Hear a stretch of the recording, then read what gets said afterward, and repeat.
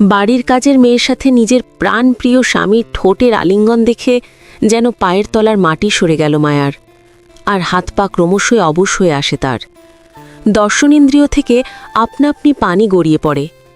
এসির মধ্যে থাকার পরেও ললাটে বিন্দু বিন্দু ঘামের মুক্ত দানা সৃষ্টি হয়।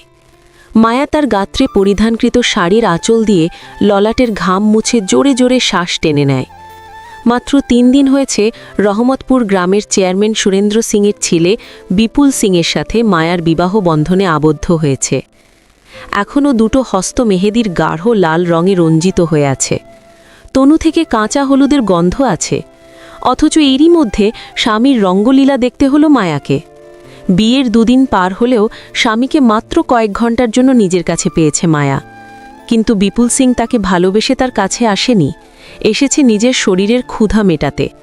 তবুও মায়া তার নিয়তিকে মেনে নিয়েছে, কারণ তার দাদি আমেনা তাকে বারবার বলে দিয়েছে স্বামী অমূল্য রতন, স্বামী যেমনই হোক স্বামীর সংসারে মানিয়ে নিতে, স্বামী তাকে যেভাবে চাইবে সেভাবে তার নিকট নিজেকে সঁপে দিতে। মায়া আর বেশিক্ষণ দাঁড়িয়ে স্বামীর রঙ্গলীলা দেখতে পারল না, নিঃশ্বাস ভারী হয়ে এলো তার। মায়ার লোচনের পানি মুছে সন্তর্পণে রুম থেকে বের হতে যাওয়ার সময় ভুলবশত তার অস্ত লেগে টেবিলের উপর রাখা ফুলদানির নিচে পড়ে ভেঙে যাওয়ার দরুন বিকট শব্দের সৃষ্টি হয়। সে শব্দ পেয়ে বিপুলের কার্যে ব্যাঘাত ঘটে। সে তৎক্ষণাৎ কাজের মেয়ে লতাকে ছেড়ে দিয়ে মায়ার কাছে এসে তাকে জড়িয়ে ধরে তার অধরে হস্ত দ্বারা স্লাইড করতে করতে বলল, ডোন্ট প্যানিক সুন্দরী, টেক ইট ইজি। এ বয়সে এমন একটু হয়, এটা আমার দোষ না সুন্দরী, আমার বয়সের দোষ। তবে আজ যেটা 2 নয়নে দেখেছ সেটা নিজের মধ্যে সীমাবদ্ধ রেখো, ভুলেও যেন এখানে রাজীব সিংয়ের কর্ণপাত না হয় কোনোভাবে। যদি দাদা এ ব্যাপারে জানতে পারে তাহলে কিন্তু তোমার সাথে খুব খারাপ কিছু হয়ে যাবে। বলতে বলতে মায়াকে এক প্রকার ছুঁড়ে ফেলে বিপুল রুম থেকে বেরিয়ে যায়।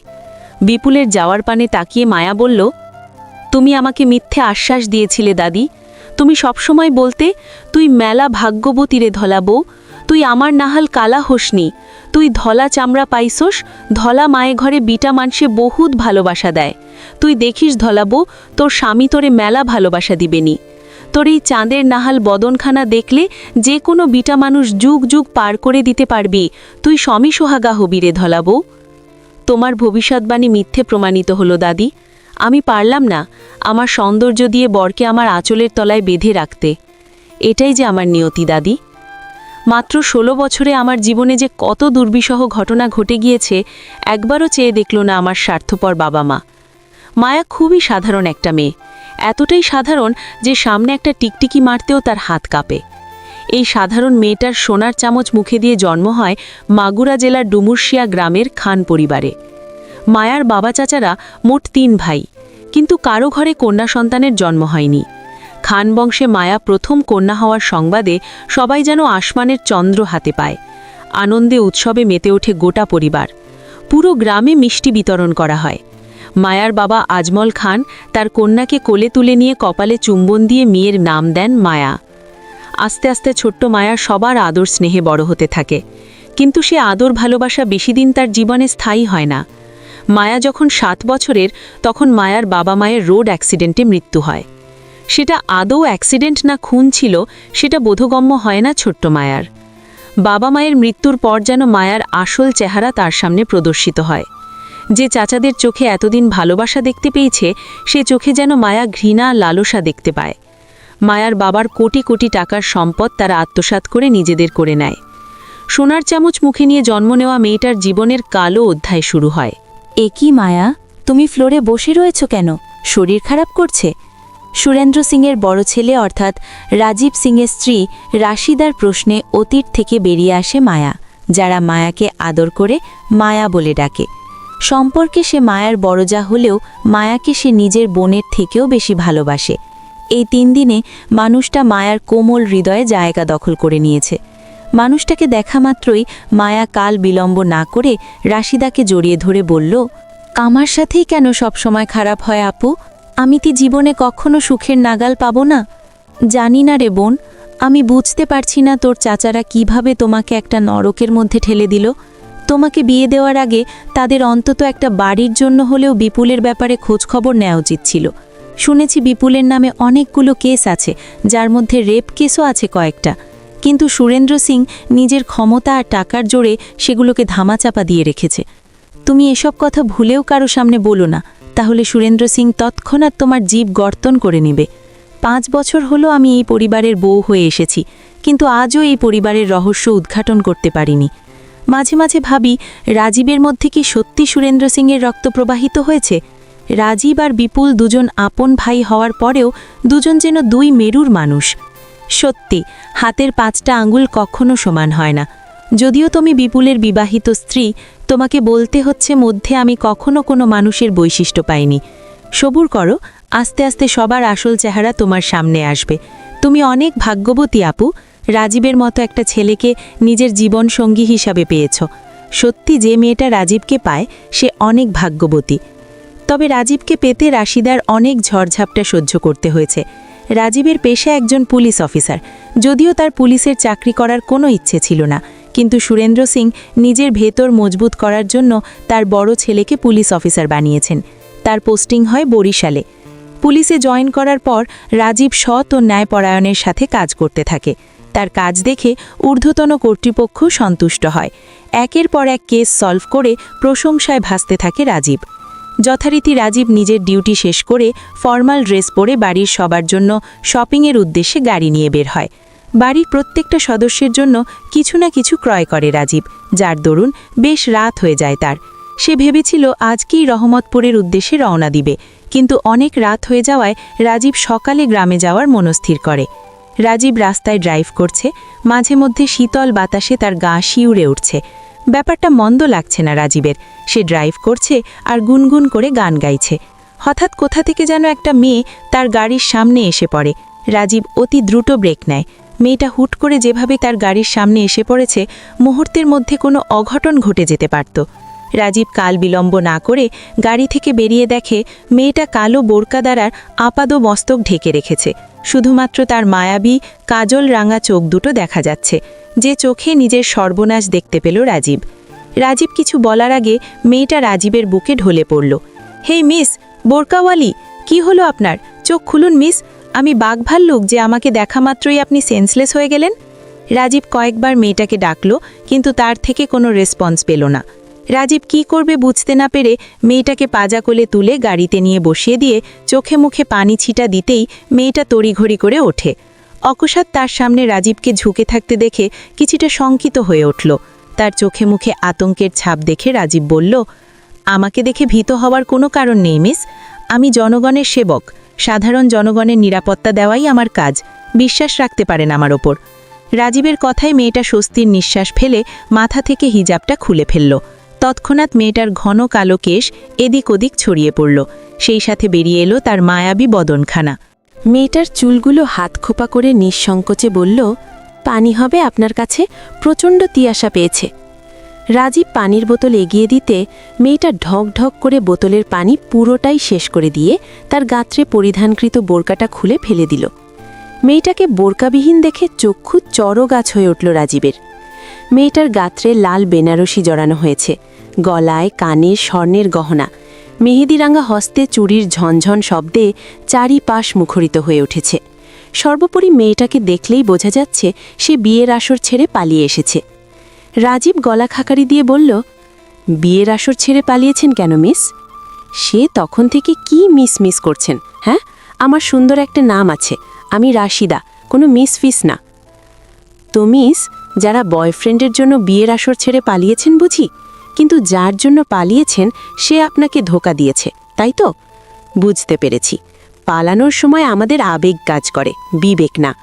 একবারও ভেবে দেখেননি আপনি বিয়ের আসর ছেড়ে পালালে আপনার বাবা মায়ের কি অবস্থা হবে? যে বাবা মা আপনাকে এতগুলো বছর আদর স্নেহ দিয়ে বড় করল, তাদের মুখে চুনকালি মেখে আপনি ক্ষণিকের ভালোবাসার পেছনে ছুটলেন। আপনার বাসার অ্যাড্রেস বলুন, আমি আপনাকে আপনার বাসায় পৌঁছে দিয়ে আসছি। রাজীবের কথাটা শোনা মাত্রই রাশিদার চোখে মুখে আতঙ্কের ছাপ ফুটে উঠল। রাশিদা চটজলদি গাড়ি থেকে নেমে অনেকটা অস্ফুট স্বরে বলল, যে নরক যন্ত্রণা থেকে আমি বেরিয়ে এসেছি সেখানে আর কিছুতেই ফিরব না আমি। রাশিদাকে গাড়ি থেকে নামতে দেখে রাজীব দৌড়ে গিয়ে পেছন থেকে রাশিদার হাত ধরে বলল, সরি এভাবে আপনাকে আটকানোর জন্য। এই মধ্যে রজনীতে আমি একজন পুলিশ অফিসার হয়ে আপনাকে একা ছেড়ে দিতে পারি না। আপনি প্লিজ আপনার বাসার অ্যাড্রেসটা দিন। আর দিলেও কোনো সমস্যা নেই, কারণ আইনের হাত খুব লম্বা। বাসা থাকলে তবে তো অ্যাড্রেস দেব। যেখানে বসবাস করি তাকে আদৌ বাসা বলা হয় কিনা জানা নেই আমার। অন্য সময় সেটাকে বাসা বললেও আমার কাছে সেটা একটা নরক মাত্র, যেখানে থেকে প্রতিনিয়ত নরক যন্ত্রণা ভোগ করতে হয়েছে। শুনেছি আমার জন্মের সময় নাকি আমার মা মারা যান। মায়ের মৃত্যুর 1 মাস পর বাবা দ্বিতীয় বিয়ে করে আমার জন্য মা নিয়ে আসেন। কিন্তু সে মা ছিল না, ছিল মা নামের কলঙ্ক। তিনি থাকতেও আমি কাজের খালার কাছে বড় হয়েছি। আমার তথাকথিত সৎমা একজন প্রস্টিটিউট ছিলেন, যেটা বাবা তাদের বিয়ের পরে জানতে পারে। তিনি ছলে বলে কৌশলে বাবার সমস্ত সম্পত্তি, ব্যাংক ব্যালেন্স সব নিজের নামে করে নিয়ে আমার চোখের সামনে আমার বাবা হত্যা করেছে ওই ডাইনি মহিলা। আমি আমার বাবাকে চোখের সামনে ছটফট করতে দেখেও কিছু করতে পারিনি, কারণ আমাকে ব্ল্যাকমেল করে আমার হাত দিয়ে বাবাকে খুন করা হয়েছিল। বাবার মৃত্যুর পর তার অত্যাচার আরও বাড়তে লাগলো। গৃহ হয়ে উঠল একটা আড্ডাখানা। আজে বাজে যে ছেলে মেয়েদের আনাগোনা শুরু হলো বাড়িতে। রাতভর পার্টি, ড্রিঙ্কস, অন্যরকম কার্যকলাপ চলত। তিনি চাইতেন আমিও এই পথের পথিক হই, কিন্তু আমি নিজেকে যথাসম্ভব তাদের থেকে নিজেকে লুকিয়ে রাখতাম। এভাবেই চলছিল আমার জীবন। অকস্মাৎ একদিন আমি আমার সৎমায়ের পার্টনারের সামনে পড়ে যাই। এরপর থেকে তাদের কুদৃষ্টি পড়ে আমার উপর। আমি সৎমায়ের কাছে হাত জোর করে বলি, আমি আপনার মেয়ের মতো, প্লিজ আমাকে এসবের মধ্যে জড়াবেন না। আমাকে আপনি মুক্তি দিন, আমি শহর ছেড়ে অনেক দূরে চলে যাব। তিনি কিছুটা ভেবে বললেন, তুমি আমার মেয়ের মতো না। আমার মেয়ে তো, আমি তো ভুলেই গিয়েছিলাম আমার মেয়েটা বড় হয়েছে, তাকে বিয়ে দিতে হবে। তুমি যেহেতু এই বাড়িতে থাকতে চাইছো না, ঠিক আছে, আমি মা হয়ে তোমার অনুরোধ কিভাবে ফেলে দেই বলো। বিয়ের জন্য তৈরি হও মা, এই শুক্রবারেই তোমার বিয়ে। বড়লোক বাপের একমাত্র ছেলে, একদম রাজরানী হয়ে থাকবে তুমি। আর যদি বিয়েতে রাজি না হও, এতে আমার কোনো সমস্যা নেই। বিয়ে না করলে তোমার এই বাড়িতেই থাকতে হবে। তখন তোমার সাথে যদি কোনো অঘটন ঘটে যায়, এর জন্য কিন্তু আমি দায়ী থাকব না। সেদিন নিজেকে নরপশুদের হাত থেকে বাঁচতে আমি বিয়েতে রাজি হয়ে যাই। কিন্তু পরে জানতে পারি, যার সাথে বিয়ে ঠিক হয়েছে তার ঘরে আরও 2টা বউ বাচ্চা রয়েছে। যথারীতি বিয়ের দিন উপস্থিত হয়। আমাকে জোর করে পার্লারের মেয়েরা এসে সাজিয়ে দেয়। বিয়ে নিয়ে একটা মেয়ের অনেক স্বপ্ন থাকে, কিন্তু আমি পাথর হয়ে গিয়েছিলাম। আমার মধ্যে কোনো অনুভূতি কাজ করছিল না। আমি যে কোনো কিছুর বিনিময়ে নরক যন্ত্রণা থেকে মুক্তি পেতে চাচ্ছিলাম। আর সকল দুঃখ, কষ্ট, যন্ত্রণা থেকে মুক্তি পাওয়ার একটাই রাস্তা, মৃত্যু। নিজেকে নিজের হস্তে শেষ করে দেওয়ার জন্য চোখ বন্ধ করে হাতের ওপর ব্লেড নিয়ে টান দিব। আর তখনই আমাদের বাড়ির কাজের মহিলা রহিমা খালা, যার গায়ে আমি মায়ের গন্ধ পেতাম। খালার স্বামী সন্তান ছিল না, মূলত খালা আমার জন্যই আমাদের বাড়িতে পড়ে থাকত। খালা আমার হাত থেকে ব্লেড ফেলে দিয়ে আমার হস্তে বোরখা ধরিয়ে দিয়ে বলল, আমি অনেক দিন ধরে এই দিনটার অপেক্ষায় ছিলাম, কবে তোকে এই নরক যন্ত্রণা থেকে মুক্তি দিতে পারবো। অবশেষে আজ সেই সুযোগ এসেছে। সবাই বরপক্ষের লোকদের নিয়ে ব্যস্ত আছে, এক্ষুনি সুযোগ। তুই ঝটপট বোরখাটা গাচ্ছে পরিধান করে নে, আর পেছন দরজা দিয়ে বেরিয়ে যা, না হলে ওরা তোকে বাঁচতে দিবি না মা। কিন্তু খালা, ওই মহিলা যদি জানতে পারে তুমি আমাকে পালাতে সাহায্য করেছ, তাহলে তোমাকে সে ছেড়ে দিবে না। আমার কথা তোর ভাবতে হবে না, তুই তোর নিজের কথা ভাব। আমি তোর মাকে কথা দিয়েছিলাম, আমি তোর খেয়াল রাখব, তোকে ভালো রাখব। আজ তোর জন্য যদি আমার মৃত্যু হয়, হোক, এতে আমার কোনো আফসোস থাকবে না। তুই কথা না বাড়িয়ে ঝটপট বোরখাটা পরিধান কর। আমি খালার কথা মতো বোরখা পরিধান করে পেছন দরজা দিয়ে বেরিয়ে আসি। কিন্তু কোথায় যাব বুঝতে পারছিলাম না। অকস্মাৎ একটা বাস এসে সামনে দাঁড়ায়। আমি কিছু না ভেবেই বাসে উঠে পড়ি। কিন্তু বাস থেকে নামতেই কিছু বকাটে ছেলের কবলে পড়ি। তাদের হাত থেকে নিজেকে বাঁচাতে দৌড়াতে শুরু করি। আজ সারাদিন নিজের ওপর অনেক দখল গিয়েছে, যার জন্য একসময় নিজেকে আর ধরে রাখতে পারি না। চোখে মুখে আধার নেমে আসে। এরপর আর কিছু স্মরণে নেই। চোখ খুলে আপনাকেই দেখতে পাই। সব কিছু শুনে যেন রাজীব বাকরুদ্ধ হয়ে গেল। সে সন্তর্পণে রাশিদার হস্ত দুটো নিজের হস্তের মধ্যে নিয়ে বলল, আমাকে বিয়ে করবেন মিস? আমি বুঝতে পারছি আপনার জীবনে অনেক দুঃখ কষ্ট সহ্য করতে হয়েছে। একবার আমার হয়ে দেখুন, আমি আপনার সমস্ত দুঃখ কষ্ট ভুলিয়ে দেব। কোনো দুঃখ কষ্ট আপনাকে স্পর্শ করতে পারবে না। বলুন না মিস, বিয়ে করবেন আমাকে? রাজীবের মুখে বিয়ের কথা শুনে বাকরুদ্ধ হয়ে গেল রাশিদা। সে ভাবতেও পারেনি তার সব কিছু জানার পরেও একজন পুলিশ অফিসার তাকে বিয়ে করতে চাইবে। রাশিদার থেকে কোনো রেসপন্স না পেয়ে রাজীব বলল, আমি কিন্তু এখনও আমার প্রশ্নের উত্তর পাইনি। চুপ করে থাকা সম্মতির লক্ষণ। তবে কি আমি ধরে নেব আপনি আমার প্রপোজাল অ্যাকসেপ্ট করেছেন? আপনি আমার সাথে মজা করছেন, তাই না? আমার অসহায়ত্বের সুযোগ নিতে চাইছেন? এমনটা মনে হবার কারণ কি? আপনি একজন পুলিশ অফিসার, দেখতেও মাশাআল্লাহ। আপনার জন্য মেয়ের অভাব হবে না। আপনি কেন আমার মতো একটা এতিম মেয়েকে স্বেচ্ছায় বিয়ে করতে চাইবেন? যদি বলি ভালোবেসে বিয়ে করতে চাইছি, সেটা বিশ্বাস করবেন? জানেন, ভালোবাসা কখনো বলে কয়ে আসে না, হুট করে হয়ে যায়। যেমনটা আপনাকে প্রথমবার দেখে আমার হয়েছিল। আপনার ওই কাজল কালো চোখে আমি আমার সর্বনাশ দেখতে পেয়েছিলাম। কয়েক মুহূর্তের ব্যবধানে আমার হৃদয় হরণ করে নিয়েছিলেন আপনি। আমি চাইলে আপনাকে প্রেমের প্রস্তাব দিতে পারতাম, কিন্তু আমি সেটা করিনি। আমি আপনাকে আমার নিজের করে পেতে চাই, একান্তই নিজের।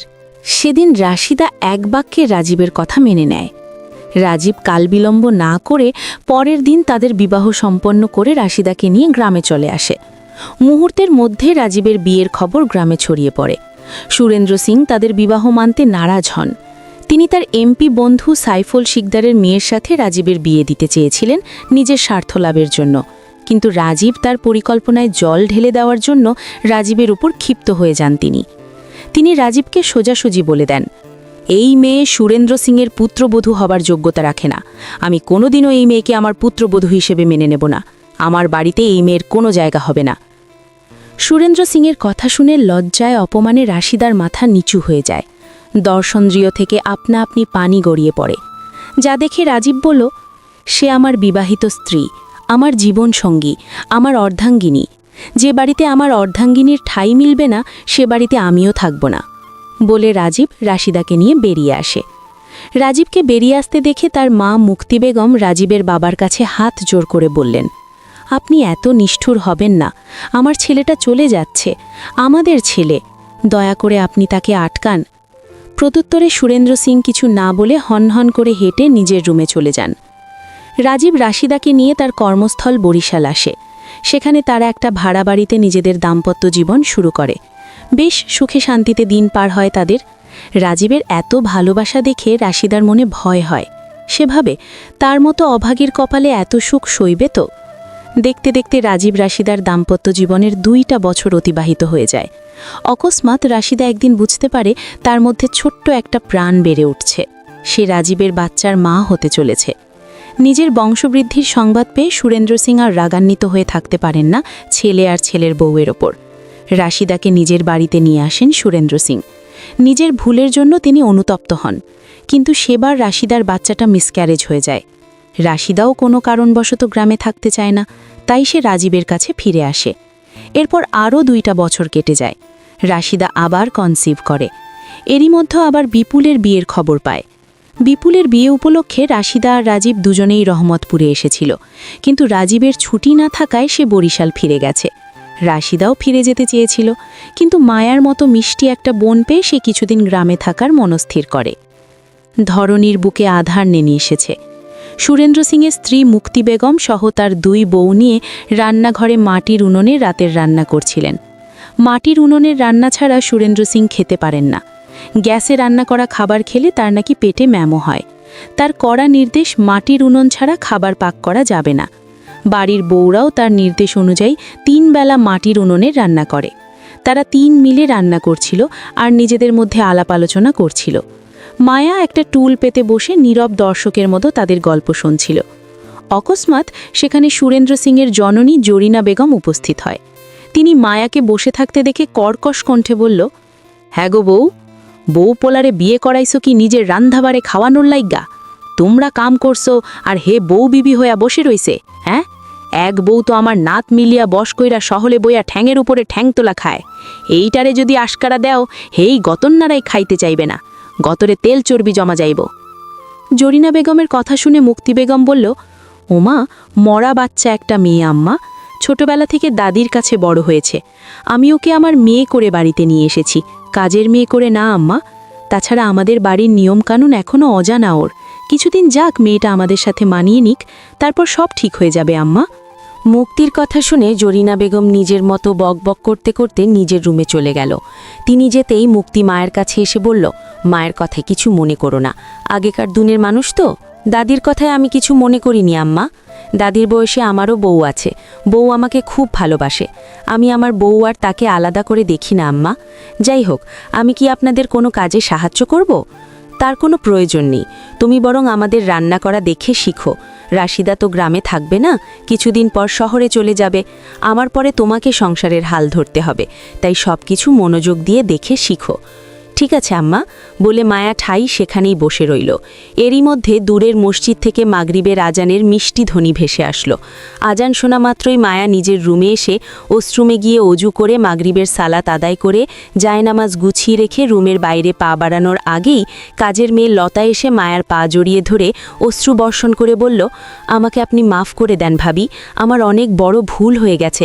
আমি কি করব বুঝতে পারছি না ভাবি, আমার যে মৃত্যু ছাড়া আর কোনো উপায় নেই। আমি যে কলঙ্কিনী, সারা অঙ্গে কলঙ্কের বোঝা বয়ে নিয়ে বেড়াতে পারছি না আমি। বলি কি করছোটা কি? পা ছড় আমার, কি হয়েছে আমাকে খুলে বলো। আমি বিপুল ভাইজানের বাচ্চার মা হতে চলেছি ভাবি। অবিবাহিত একটা মেয়ের প্রেগনেন্ট হবার মতো পাপ বোধহয় এই ধরনীতে দ্বিতীয় আর কিছু নেই। সেই পাপ আমি নিজেই করে ফেলেছি। 2 মাস পিরিয়ড মিস হওয়া, মাথা ঘোরানো, বমি হয়ে ভরকে গিয়েছিলাম আমি। বুঝতে পারছিলাম না কি করব, কার কাছে সাহায্য চাইব। পরে আমার ছোটবেলার বান্ধবী শেফালির কথা মনে পড়ল। ও একটা হসপিটালে আয়ার কাজ করে। ওর সাহায্য নিয়ে পরীক্ষা করে জানতে পারলাম আমি মা হতে চলেছি। আমার মধ্যে ছোট্ট একটা প্রাণ বিপুল ভাইজানের অংশ বেড়ে উঠছে। পরের মুখ থেকে কথাটা শুনে যেন মায়ার মনে হলো তার চারপাশ দিয়ে পুরো ধরনী ঘুরছে। মায়া মনে মনে বলল, কয়েক ঘন্টা আগে স্বচক্ষে স্বামীর রঙ্গলীলা দেখলাম, এখন আবার এই সংবাদ। না জানি নিজের স্বামীর সম্পর্কে আরও কত অজানা তথ্য রয়েছে, যেখানে মেয়েরা স্বামী নামক ব্যক্তিটার আশেপাশে কোনো মেয়েকেই সহ্য করতে পারে না, তার ভাগ কাউকেই দিতে চায় না। সেখানে আমার স্বামীর সন্তানের মা অন্য কেউ হতে যাচ্ছে। ছি, ভাবতেই ঘৃণা লাগছে। ওই অমনুষ্ঠ নোংরা হস্ত আমার শরীরে বিচরণ করছে। মায়া আর কিছু ভাবতে পারল না, লোচনে আধার নেমে এলো তার। স্বামী নামক ব্যক্তিটার প্রতি সমস্ত ভক্তি শ্রদ্ধা এক নিমিষে ঘৃণাতে পরিণত হলো। মায়া নিজেকে সামলে নিয়ে বলল, কতদিন চলছে এসব? নিশ্চয়ই 2-1 দিনে এমনটা হয়নি। আমি তো ভেবেছিলাম তোমরা শুধুমাত্র অধরে অধরে সীমাবদ্ধ ছিলে, এখন তো দেখছি জল অনেক দিন পর্যন্ত গড়িয়ে গিয়েছে। আমি জানি ভাবি, আপনি আমাকে খারাপ মেয়ে মনে করছেন। অবশ্যই এটা মনে হওয়া অস্বাভাবিক কিছু নয়। আপনার জায়গায় আমি থাকলে হয়তো এমনটাই মনে করতাম। কিন্তু ভাবি, আমি অপরা ছিলাম। অন্যদের মতো আমারও একটা সুখের সংসার ছিল ভাবি, যেখানে আব্বা মা ভাই বোন নিয়ে আমার বাস ছিল। আব্বা কৃষিকাজ করত, কৃষির ওপর নির্ভর করে আমাদের 5 সদস্যের ছোট্ট সংসার খুব ভালোভাবে চলত। মাসের 2-3 দিন আমরা গোস্ত মাছ খেতাম, আর সেই দিনগুলো আমাদের কাছে ঈদের দিন মনে হতো। আমি দুপুর থেকে ঘর দৌড় পরিষ্কার করতাম, 3 ভাই বোনের ভালো জামা পরতাম। বিদ্যুৎ ছিল না, মা ল্যাম্প জ্বালিয়ে রান্না করত, আর আমরা 3 ভাই বোন অননের কাছে গোল হয়ে বসে পড়াশোনা করতাম। রান্না শেষ হলে রাতে যখন খেতে বসতাম, তখন আমাদের মধ্যে তৃতীয় বিশ্বযুদ্ধ লেগে যেত। মা কাকে বেশি গোস্তের টুকরা দিল, কাকে বেশি আলু দিল, কাকে বড় মাছের টুকরো দিল, এসব নিয়ে 3 ভাই বোনের মধ্যে এক প্রকার ঝগড়া মারামারি শুরু হয়ে যেত। আব্বা এসব দেখে মুচকি হেসে বলতো, তোরা দাড়িপাল্লা এনে ওজন করে দে, কার বেশি হয়েছে কার কম হয়েছে। সব মিলিয়ে ভালোই চলছিল আমাদের সংসার। তখন আমি ক্লাস 8-এ পড়তাম, আমার ভাই ক্লাস 4-এ পড়তো, আর বোনটা সবার ছোট ছিল, মাত্র 3 বছরের। পড়াশোনায় বেশ ভালো ছিলাম আমি, প্রাইভেট পড়ার মতো সামর্থ্য ছিল না। আমার বান্ধবী মারিয়ার বাবা আমাদের ক্লাস টিচার ছিল। মাঝে মাঝে কোনো পড়া না বুঝলে আমি মারিয়াদের বাড়ি গিয়ে স্যারের থেকে পড়া বুঝে আসতাম। আবার মারিয়া থেকে বিভিন্ন নোটস এনেও পড়তাম। দিনটা ছিল শুক্রবার। শনিবারে আমাদের একটা পরীক্ষা নেবার কথা ছিল, কিন্তু আমি একটা ম্যাথে আটকা পড়ে গিয়েছিলাম। এজন্যই আমি আমার ভাই পাভেলকে নিয়ে মারিয়াদের বাড়ি আসি, কিছু ম্যাথ বোঝার জন্য। এক পর্যায়ে গল্প পড়াশোনার মধ্যে দিয়ে কখন যে ধরনীর বুকে আধার নেমে আসে বুঝতে পারিনি। সন্ধ্যা হয়ে যাওয়ায় স্যার আমাদের বাড়িতে আসতে দেয় না। রাতের খাওয়া দাওয়া শেষ করে আমি আর ভাই সেখানে রাত্রি যাপন করি। ভোরের আলো ফুটলে আমরা বাড়ির উদ্দেশ্যে রওনা হই।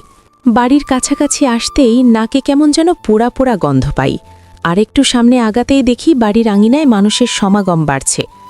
আমাদের বাড়ি অনেকটা নির্জন পরিবেশেই ছিল, সচরাচর কেউ আসতো না আমাদের বাড়ি।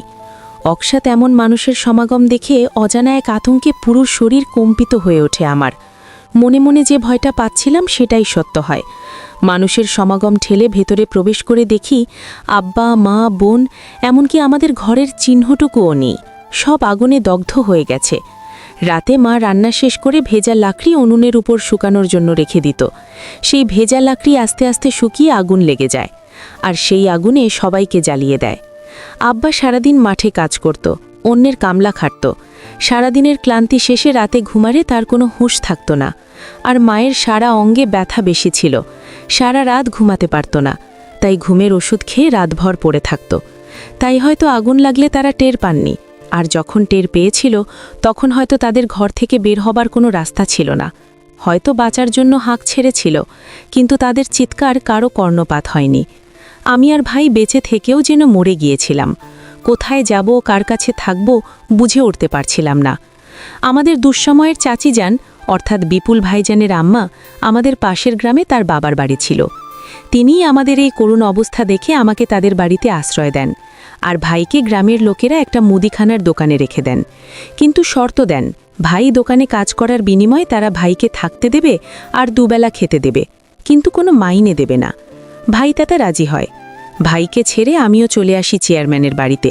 কিন্তু একটা মেয়েকে কতদিন বসিয়ে বসিয়ে খেতে দেবে তারা? তাই চাচি আমাকে বাড়ির কাজে নিযুক্ত করেন। আমি ঘর দৌড় পরিষ্কার করা থেকে শুরু করে সমস্ত কাজ করতাম। এমনকি বিপুল ভাইজানের রুম পরিষ্কার করা, তার কাপড় চোপড় পরিষ্কার করতে হতো আমাকে। এ বাড়িতে আসার পর থেকেই বিপুল ভাইজানের কুদৃষ্টি পড়ে আমার ওপর।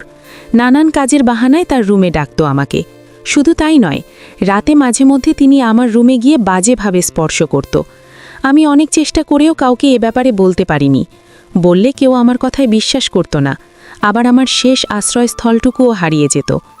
আমি বিপুল ভাইজানের থেকে যথাসম্ভব নিজেকে লুকিয়ে রাখতাম, কিন্তু বেশি দিন লুকিয়ে রাখতে পারিনি। সাদে একদিন খবর আসে, ভাই যে দোকানে কাজ করত সেখানে মাস শেষে অনেক টাকার গলমিল হয়েছে। মালিকের ধারণা টাকা চুরি করেছে সে। টাকা চুরির দায়ভার ভাইয়ের ওপর পড়ে। মালিক জানায় ভাই যদি সব টাকা দিতে না পারে তাহলে ভাইকে পুলিশে দেবে। আমি চাচাজানকে এ ব্যাপারে বলি। তিনি যেহেতু চেয়ারম্যান ছিলেন, তিনি চাইলে ব্যাপারটা মিটমিট করতে পারতেন, কিন্তু তিনি কোনো ঝামেলায় জড়াতে চাননি। আবার আমি টাকা চাইলেও তিনি টাকা দিতে নারাজ হন। ভাইকে বাঁচাতে বাধ্য হয়ে আমি চাচাজানের লকার থেকে টাকা চুরি করি, আর সেটাই ছিল আমার জীবনের সবচেয়ে বড় ভুল, যে ভুলের মাসুল দিতে গিয়ে কলঙ্কিনী হতে হয়েছে আমাকে। আমি যেহেতু সকলের রুম পরিষ্কার গোছগাছ করতাম, তাই সবার রুমের ব্যাপারে কম বেশি জানতাম কোথায় কি থাকে। এমনকি চাচার লকারের চাবি কোথায় থাকে সেটাও জানতাম। কয়েক মাস আগে পাশের গ্রামের রবিল মেম্বারের মেয়ের বিয়েতে চেয়ারম্যান চাচারা সপরিবারে আমন্ত্রিত ছিলেন। অবশ্য আমাকেও যেতে বলেছিল, কিন্তু আমার মাথায় শুধু ভাইকে কিভাবে পুলিশের হাত থেকে বাঁচাবো সেই কথাই ঘোরপাক খাচ্ছিল। তাই আমার মিথ্যে অসুস্থতার কথা বলে বাড়িতে থেকে যাই। সবাই যখন একে একে বাড়ি থেকে বেরিয়ে যায়, ঠিক তখনই আমি চুপি চুপি চেয়ারম্যান চাচার রুমে প্রবেশ করে লকার থেকে টাকা চুরি করি। কিন্তু টাকা নিয়ে বের হবার আগেই বিপুল ভাইজান দরজায় এসে দাঁড়ায়। তাকে দেখা মাত্রই আমার হাত থেকে আপনা আপনি টাকা নিচে পড়ে যায়। যা দেখে বিপুল ভাইজান নিজে থেকে টাকা তুলে আমার হাতে দিয়ে আমাকে নিজের কাছে টেনে নিয়ে বললেন, তুই বড্ড বোকা রে বলে, তুই নিশ্চয়ই বুঝতে পেরেছিস আমি ঠিক কী চাই। তুই যদি আমার প্রস্তাবে রাজি হতিস তাহলে আজ তোর চোরের অপবাদ নিজের ঘাড়ে নিতে হতো না, না তোর ভাইয়ের উপর অত্যাচার নির্যাতন হতো। এখনও সময় আছে, রাজি হয়ে যা বলি, এতে তোরও লাভ আর আমারও। আমাকে মাফ করবেন ভাইজান, আমি এই পাপ করতে পারবো না। চুরির অপরাধে বাবা তোর কী শাস্তি দিবে জানিস তো বলি। বিপুল ভাইজানের কথা শুনে আমার পুরো শরীর কম্পিত হয়ে ওঠে। আমি আমতা আমতা করে বলি, হ্যাঁ জানি, চুরির অপরাধে চেয়ারম্যান চাচা আমার হাত গর্তন করে নেবে। পৃথিবীতে কত মানুষ আছে যাদের হাত নেই, পা নেই, তবুও তারা বেঁচে আছে, হাসি খুশিতেই আছে। আমিও না হয় তাদের মতো একজন হয়েই বাঁচব, তবুও আপনার মতো একটা জানোয়ারের কাছে আমি কখনো নিজেকে বিলিয়ে দিব না। আর খুব শীঘ্রই আপনার মুখোশ আমি খুলে দিব। আমি রাজীব ভাইজানের কাছে আপনার সমস্ত অপকর্মের কথা বলে দিব। আমার কথা শোনা মাত্রই বিপুল ভাইজান আমার 2 হাত পেছনে মুচড়ে ধরে বলে, আমাকে দেমাগ দেখাস তুই এই বিপুলকে? তুই বিপুল সম্পর্কে কিছুই জানিস না বলে। বিপুল যা চায় তাই পায়, সেখানে তুই তো সামান্য একটা কাজের মেয়ে, আর একটা কাজের মেয়ে হয়েও এত তেজ আসে কোথা থেকে তোর? তোকে অনেকবার অনেকভাবে বুঝিয়েছি আমি, কিন্তু সোজা আঙুলে যখন ঘিয়ে ওঠেনি তখন আঙুল বাঁকা করতে হচ্ছে। আজকে এই মুহূর্তে আমি তোর তেজ, তোর অহংকার আমি ভেঙে গুড়িয়ে দেব বলে বিপুল ভাইজান আমাকে বিছানায় ফেলে পশুর মতো আমার উপর ঝাঁপিয়ে পড়ে। আমি নিজেকে রক্ষা করার অনেক চেষ্টা করেছি, কিন্তু একটা পশুর সাথে পেরে উঠিনি। আমার সর্বস্ব লুটিয়ে নিয়েছে অমানুষটা। তুমি কাউকে কিছু বলনি কেন? অন্ততপক্ষে রাজীব ভাইকে বলতে পারতে। বলতে চেয়েছিলাম ভাবি, কিন্তু পারিনি। অমানুষের হাত যে অনেক লম্বা হয়। বিপুল ভাইজান আমার সর্বস্ব লুটিয়ে নিয়ে ক্ষান্ত হয়নি, সেটা ভিডিও করেও রেখেছিল, যেখানে তাকে না দেখা গেলেও আমার চেহারা স্পষ্ট বোঝা যাচ্ছিল। সে আমার ভিডিও ভাইরাল করে দেওয়ার হুমকি দেয়। আমার ভাইটার কথা চিন্তা করে চুপ ছিলাম আমি, কারণ ভিডিওটা ভাইরাল হলে মৃত্যু ছাড়া আর কোনো রাস্তা খোলা ছিল না আমার সেই চুপ থাকাকে বিপুল ভাইজান কাজে লাগিয়ে দিনের পর দিন ইন্টিমেন্ট হয়েছে আমার সাথে। আর যখন তার পাপের ফসল আমার গর্ভে আসে, তখন সে আমার হাতে কয়েক হাজার টাকার চকচকে নোট ধরিয়ে দিয়ে বলে, তোর পাপের ফসলের দায়ভার আমি নিতে পারবো না।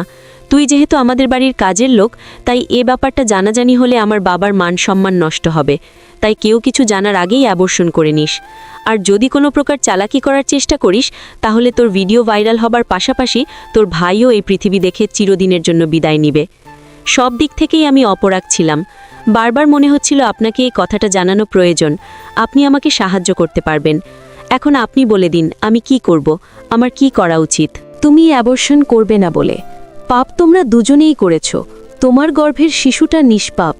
তোমাদের পাপের শাস্তি কেন একটা নিষ্পাপ শিশু ভোগ করবে? একটা নিষ্পাপ প্রাণকে দুনিয়ার আলো দেখা থেকে বঞ্চিত করো না বলে বাচ্চাটাকে দুনিয়ার আলো দেখাও। কিন্তু ভাবি, একটা অবিবাহিত মেয়ের বাচ্চা পৃথিবীতে ভূমিষ্ঠ হয়ে কার পরিচয় বড় হবে? লোকে যে তাকে অজন্ম বলে ডাকবে বলে? কেউ তাকে অজন্ম বলে ডাকবে না বলে সে পিতার পরিচয় পাবে। যে আছে সেও আর 5টা বাচ্চার মতো মা বাবার আদর নিয়ে বড় হবে। কিন্তু ভাবি, যদিও বাবার মুখের উপর কথা বলার সাহস আমার নেই, তবুও আমি সকালে এই বিষয় নিয়ে বাবার সাথে কথা বলবো। একটা নিষ্পাপ প্রাণ বাঁচাতে যদি আমাকে সতীনের সংসার করতে হয়, আমি করব। তবুও তোমার সাথে কোনো অন্যায় আমি হতে দিব না লতা। লতা তৎক্ষণাৎ মায়াকে জড়িয়ে ধরে বলল, আপনি অনেক বড় মনের মানুষ ভাবি। বুকের উপর থেকে অনেক বড় একটা পাথর সরে গেল। মায়া লতার চোখের পানি মুছে দিয়ে বলল, কান্নাকাটি না করে নিজের কাজে মনোযোগ দাও। আমি কথা দিচ্ছি, তুমি ন্যায় বিচার পাবে। ঠিক আছে ভাবি, বলে লতা মায়ার রুম থেকে বেরিয়ে গেল। লতা যেতেই মায়া দরজা বন্ধ করে ডুকরে কেঁদে উঠল। সে রাতে মায়া আর খাওয়া হলো না। রাশিদা কয়েকবার ডাকতে আসলেও মায়া ক্ষুধা নেই বলে মিথ্যে বাহানায় সবার আড়ালে খেকেছে। মূলত সে চায়নি সকালের আগে কারো মুখোমুখি হতে। সকাল সকাল চিৎকার চেঁচামেচির আওয়াজ শুনে ঘুম ভেঙে যায় মায়ার। মায়া তড়িঘড়ি করে উঠে দেয়াল ঘড়ির দিকে তাকিয়ে দেখে সকাল 8টা বেজে গেছে। রাতে অনেক কান্নাকাটি করার দরুন মায়া মাথা ব্যথায় ঘুমাতে পারছিল। সেই সময় রাত 8টা বাজে। বিপুল তখন মদ খেয়ে মাতাল হয়ে রুমে প্রবেশ করে। বিপুলকে দেখে ঘৃণায় গা ঘিনঘিনে করে ওঠে মায়ার। মায়া বিপুলের রুম ছেড়ে পাশের রুমে গিয়ে ঘুমের ওষুধ খেয়ে ঘুমিয়ে পড়ে, যার কারণে ঘুম থেকে উঠতে অনেক বেলা হয়ে যায় তার। ঘুমের জন্য ফজরের নামাজটা মিস হয়ে গেছে ভাবতেই মায়ার নিজের উপর রাগ হলো। মায়া সবে বিছানা থেকে নামতে যাবে, তার আগেই দরজায় কড়াঘাত শুনতে পেল। মায়া তড়িঘড়ি করে নেমে দরজা খুলে দিতেই রাশিদা হাঁপাতে হাঁপাতে এসে বলল, বৈঠকখানায় লতার লাশ পাওয়া গেছে। মায়া, লতার লাশ পাওয়া গেছে মানে? কে মারল লতাকে? কেউ মারেনি। লতা বৈঠকখানায় ফ্যানে ওড়না পেঁচিয়ে গলায় ফাঁস দিয়ে আত্মহত্যা করেছে। বুঝতে পারছি না, মেয়েটা আত্মহত্যা করতে গেল কেন? সে তো দিব্যি হাসি খুশি ছিল। আত্মহত্যা করার কোনো কারণ নেই তার কাছে। তবুও কেন মেয়েটা আত্মহত্যার পথ বেছে নিল? মায়ার ভাবনার মাঝে রাশিদা বলে উঠল, জানো মায়া, আমার মনে হচ্ছে আমাদের যা দেখানো হচ্ছে সেটা সত্য নয়। সত্যের আড়ালে মিথ্যা লুকিয়ে রয়েছে। তুমি কি বলতে চাইছো বুঝতে পারছি না আপু। একটা হিসাব আমি কিছুতেই মেলাতে পারছি না মায়া। লতার যদি আত্মহত্যা করারই ছিল, ও তো নিজের রুমেই করতে পারত। ও কেন বৈঠকখানায় আত্মহত্যা করতে গেল? ছোট চাচির কাছে শুনেছি বৈঠকখানা আমাদের দাদা সুরের সময় তৈরি করা। তিনিও একজন চেয়ারম্যান ছিলেন। বৈঠকখানায় তিনি গ্রামের লোকেদের সালিশ করতেন। এমনকি বড় বড় লোকেরা আসলে তাদের সাথে তিনি বৈঠকখানায় মিলিত হতেন। তিনি মারা যাওয়ার পর বাবা সেই ধারা অব্যাহত রাখেন। কিন্তু আজ থেকে 10 বছর আগে কোনো কারণবশত বাবা বৈঠকখানা পরিত্যক্ত ঘোষণা করেন। বড় তালা ঝুলিয়ে দেওয়া হয় বৈঠকখানার দরজায়। বলে এত জায়গা থাকতে 10 বছর আগে বন্ধ হওয়া বৈঠকখানায় কেন আত্মহত্যা করল? বুঝতে পারছি না, এটা কি আদৌ আত্মহত্যা নাকি পরিকল্পিত খুন? আর যদি খুন হয়েও থাকে, তাহলে কে করল লতার খুন, আর কেনই বা করল?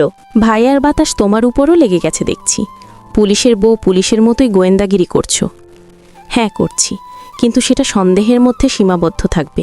আমি চাইলেও লতার সাথে ঠিক কী হয়েছে সেটা খুঁজে বের করতে পারবো না, আর না পড়ব। অপরাধীদের শাস্তি দিতে শাশুড়ি আম্মা আমার কাছে এসে হাত জোর করে বলেছেন আমি পোয়াতি মানুষ, আমি যেন লতার ব্যাপারে মাথা না ঘামাই। এমনকি রাজীবকেও লতার ব্যাপারে জানতে নিষেধ করেছেন। একটা বার বৈঠকখানায় ঢুকতে দেয়নি আমাকে। তুমি আসো, স্বপ্নটা নিজের চোখে দেখবে বলে রাশিদা নিচে চলে গেল। মায়া রাশিদার পিছু পিছু রুম থেকে বেরিয়ে বৈঠকখানায় গিয়ে দেখে সেখানে অনেক মানুষের সমাগম রয়েছে। মায়া তাদের সরিয়ে ভেতরে গিয়ে দেখল লতার লাশ তখনও ফ্যানের সাথে ঝুলছে। যা দেখে কলিজা মোচড় দিয়ে উঠল মায়ার। মায়া তার ছোট চাচি শাশুড়ি রত্নাকে জড়িয়ে ধরে হাউমাউ করে কান্না করে দিল। সে কিছুতেই লতার মৃত্যু মেনে নিতে পারছে না। রত্না মায়ার মাথায় হাত বুলিয়ে দিয়ে বলল, এভাবে ভেঙে পড়লে চলবে না, নিজেকে শক্ত করো মায়া। মানুষ মাত্রই মরণশীল, যেটা হয়েছে সেটা মেনে নাও। কিভাবে মেনে নেব চাচি? রাতেও মেয়েটার সাথে কত কথা হয়েছে। আমার মনে হচ্ছে বলে আত্মহত্যা করেনি, তাকে খুন করা হয়েছে চাচি। আর তাকে খুন করেছে সুরেন্দ্র সিংয়ের ছোট ছেলে বিপুল সিং। মায়ার কথায় চমকে উঠল রত্না। সে তৎক্ষণাৎ মায়াকে নিজের থেকে ছাড়িয়ে নিয়ে বলল, এই কথাটা ভুলেও আর মুখ থেকে বের করো না মায়া, না হয় তোমার সাথেও সেটাই হবে যেটা লতার সাথে হয়েছে। বলে শাড়ির আঁচল দিয়ে চোখ মুছিয়ে রত্না বৈঠকখানা থেকে বেরিয়ে এলেন। তার যাওয়ার কিছুক্ষণ পরে থানার ওসি সহ দুজন কনস্টেবল বৈঠকখানায় প্রবেশ করলেন। তাদেরকে নাকি স্বয়ং সুরেন্দ্র সিং কল করে ডেকেছেন। ওসি আসামাত্রই সুরেন্দ্র সিং তাকে আলাদা ডেকে নিয়ে বললেন, টাকা সময়মতো তোমার অ্যাকাউন্টে ট্রান্সফার হয়ে যাবে, তবে যা করার ভেবে চিন্তে করো। আমার বা আমার ছেলের কোনো প্রকার সম্মানহানি যেন না হয়।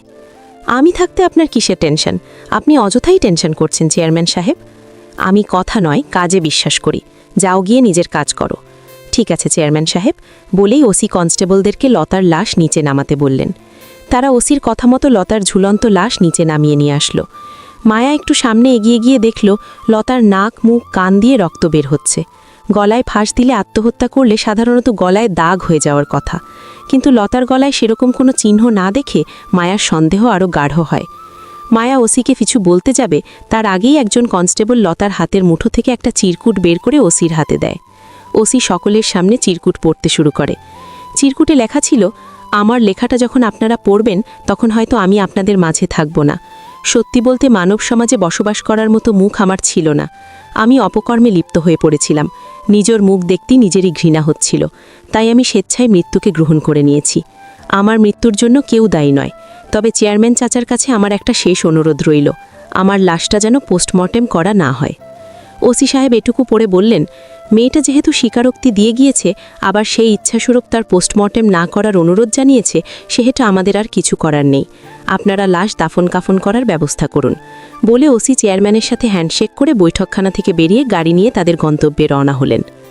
বিপুল তখনও গভীর ঘুমে আচ্ছন্ন হয়ে আছে। মায়া গুটি গুটি পায়ে এগিয়ে এসে বিপুলের বিছানার পাশে বসে খুঁটিয়ে খুঁটিয়ে বিপুলকে দেখে বলল, ঘুমন্ত অবস্থায় কি মায়াবী লাগে আপনাকে, মনে হচ্ছে সদ্য জন্ম নেওয়া নিষ্পাপ শিশু। কিন্তু কেউ না জানুক, আমি জানি আপনি একটা খনি। নিজের আসল চেহারা যাতে কারো সামনে প্রকাশ না পায়, সেজন্য লতাকে খুন করে ফ্যানের সাথে ঝুলিয়ে রেখেছেন, যাতে মানুষ ভাবে লতা আত্মহত্যা করেছে। সেটার প্রমাণস্বরূপ আবার সুসাইড নোটও লিখে রেখেছেন। বাহ, কি দারুণ আইডিয়া! আসলে তুই কোনো মানুষের কাতারে পড়িস না বিপুল, তুই একটা জানোয়ার, মানুষরূপী জানোয়ার। একটা জানোয়ারেও বেঁচে থাকার কোনো অধিকার নেই। বলে মায়া বিপুলের মুখের উপর বালিশ চেপে ধরে বলল, তোর মতো নর্দমার বেঁচে থাকা মানে লতার মতো হাজারটা মেয়ের জীবন নষ্ট হয়ে যাওয়া। কিন্তু এই মায়া আর কোনো মেয়ের সাথে অন্যায় হতে দিবে না। বিপুল তখন বাঁচার জন্য ছটফট করতে লাগলো। এক পর্যায়ে ছটফট করতে করতে তার হাত পা স্থির হয়ে গেল, যা দেখে মায়া পৈশাচিক হাসি হেসে নিজেকে বাহবা দিয়ে বলল, বাহ মায়া বাহ, একটা জানোয়ারের বিনাশ করলি তুই। ফজরের আজানের মিষ্টি ধ্বনি শুনে ঘুম ভেঙে যায় রাশিদার।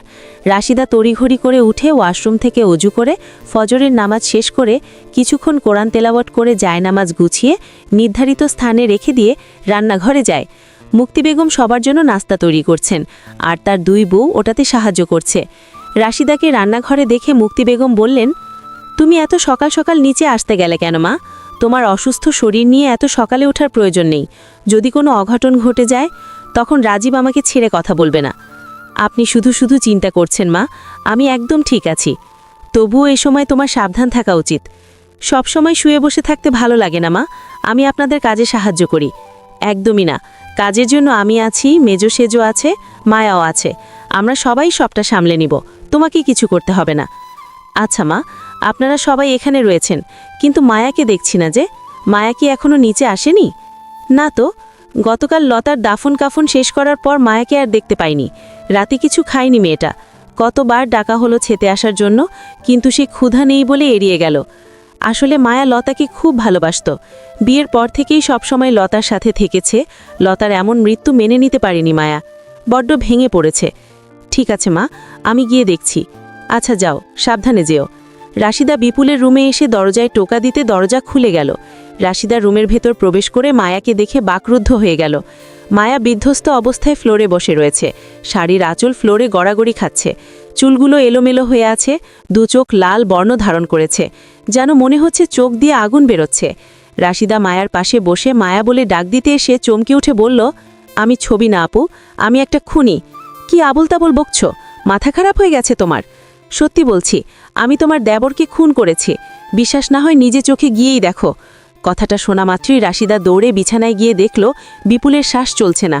বিপুল সত্যিই মারা গিয়েছে। বিপুলের নিথর দেহ দেখে রাশিদা যেন বাকশক্তি হারিয়ে ফেলল। সে ভাবতে পারেনি মায়া খুন করার মতো এমন একটা জঘন্য অপরাধ করতে পারে। মায়ার শেষ পরিণতির কথা ভাবতেই গায়ে কাঁটা দিয়ে উঠল রাশিদার। বিশেষ করে বিপুলকে সুরেন্দ্র সিং অনেক বেশি ভালোবাসেন।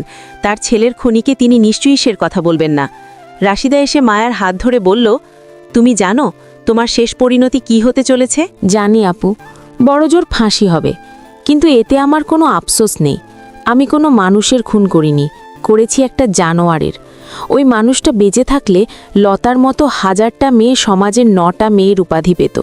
হাজার হাজার নিষ্পাপ প্রাণ পৃথিবীর আলো দেখার আগেই মাতৃগর্ভেই মারা যেত। না, তুমি ঠিকই বলেছিলে আপু, আমাদের যা দেখানো হয়েছিল সেটা সত্য নয়। সত্যের আড়ালে মিথ্যে লুকিয়েছিল। লতা আত্মহত্যা করেনি, তাকে খুন করা হয়েছে। তাকে খুন করেছিল ওই অমানুষটা। লতা ওর বাচ্চার মা হতে চলেছিল, যেটা লতা সেদিন রাতে আমাকে জানায়। আমি বলেছিলাম সকালে বাবার সাথে এ বিষয়ে কথা বলবো। লতা যখন আমাকে সব বলে নিজের কাজে চলে যায়, তখন আমি দরজার কাছ থেকে কারো ছায়া সরে যেতে দেখেছিলাম, কিন্তু আমি ব্যাপারটা নিয়ে ততটা মাথা ঘামাইনি। তখন সেই জায়গায় দাঁড়িয়ে বিপুল আমাদের কথা শুনছিল, আর ওই লতাকে খুন করে সুইসাইড বলে চালিয়ে দিয়েছে। তুমি এতটা শিওর হয়ে কিভাবে বলছো যে বিপুলই লতার খুন করেছে? মায়া তৎক্ষণাৎ একটা বোতাম দেখিয়ে বলল, এই যে শর্টের বোতামটা, যেটা আমি লতার হাতের মুঠোয় পেয়েছি। আর ওই মানুষটার দিকে তাকিয়ে দেখো, তারও শর্টের বোতাম নেই। লতাকে যখন সে খুন করে তখন নিশ্চয়ই তাদের মধ্যে হাতাহাতি হয়েছিল, আর তখনই লতা বিপুলের শর্টের বোতাম ছিঁড়ে নেয়। কিন্তু দুর্ভাগ্যবশত বিপুল সেটা খেয়াল করেনি হয়তো, আর করলেও অমানুষটার কোনো ভয় ছিল না, কারণ পৃথিবীতে এমন কোনো জেল তৈরি হয়নি যেখানে তাকে আটকে রাখতে পারত। তাই তো আমি নিজের হাতে তার পাপের শাস্তি দিয়েছি, মেরে ফেলেছি তাকে। এখনও এ ব্যাপারে কেউ কিছু জানতে পারেনি। কেউ কিছু জানার আগে তুমি পালিয়ে যাও মায়া। তোমার খুবই কম বয়স, এখনও তোমার কাছে সারাটা জীবন পড়ে রয়েছে। তুমি দূরে কোথাও চলে যাও, নিজেকে প্রতিষ্ঠিত করো। না আপু, খুনির তকমা গায়ে লাগিয়ে আমি বাঁচতে চাই না। তুমি কোনো অন্যায় করোনি মায়া। আমি তোমার জায়গায় থাকলে হয়তো এটা করতে পারতাম না। তুমি পেছনের দরজা দিয়ে বেরিয়ে যাও। আমি আমার সন্তানের কসম করে বলছি, কেউ কোনোদিন তোমার ব্যাপারে জানতে পারবে না। তুমি পালিয়ে যাও মায়া। মায়া রাশিদার কথা মতো পেছনের দরজা দিয়ে বেরিয়ে প্রাণপণে দৌড়াতে থাকে। ততক্ষণে চেয়ারম্যান বাড়িতে শোরগোল পড়ে যায়। পুরো গ্রামে ছড়িয়ে পড়ে বিপুলের মৃত্যুর খবর। সেই সাথে এটাও ছড়িয়ে পড়ে যে স্বামীকে খুন করে নববধূ পালিয়ে গিয়েছে। প্রত্যেক থানায় মায়ার ছবি পাঠিয়ে দেওয়া হয়। পুলিশ গাড়ি থামিয়ে মায়ার খোঁজ করছে। মায়া তখন শহরের মধ্যে প্রবেশ করেছে। তখনই পুলিশের নজরে আসে সে। মায়া পুলিশ দেখা মাত্রই কোনো কিছু না ভেবে দৌড় দেয়, আর তখনই একটা ট্রাক মায়াকে পিষে দিয়ে যায়। তাজা রক্তে ভেসে ওঠে ঘটনাস্থল। দু চোখে স্বামী, সন্তান, সংসার নিয়ে সুখে থাকার স্বপ্ন দেখা মেয়েটার শেষ পরিণতি হয় মৃত্যু। সমাপ্ত।